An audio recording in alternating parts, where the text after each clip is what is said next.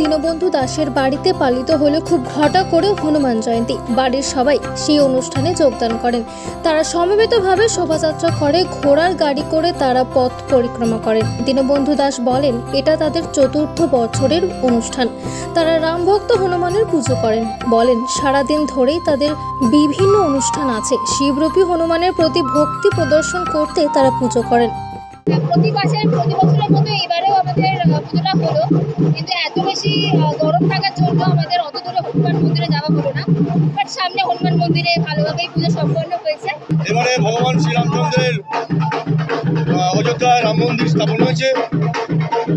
তার মহাদূত হনুমানজি, সেই হনুমানজির এই জন্মবার্ষিকী আমরা ময়লা বাগান থেকে প্রত্যেক বছর আমার বাড়ি থেকে আমি পুজো করি এবং বাবার বার্ষিকী পালন করি।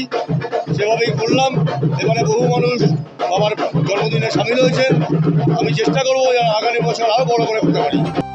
বাবা হনুমানের আরতি করেন। সন্ধ্যায় হবে ভোগ বিতরণ। ওই শোভাযাত্রায় এলাকার বহু মানুষকে অংশগ্রহণ করেন। তারা অন্যান্য বার একটু দূরের হনুমান মন্দিরে গিয়ে পুজো দিতেন, কিন্তু এই বছর প্রবল গরমের কারণে অনুষ্ঠান ছোট করে করছে ও স্থানীয় একটু হনুমান মন্দিরে গিয়ে পুজো দেন। হনুমান মন্দিরে যাওয়া হলো না, কারণ বিশাল রোদের তাপ, এতগুলো মানুষ অত দূর পদযাত্রা করতে পারবে না।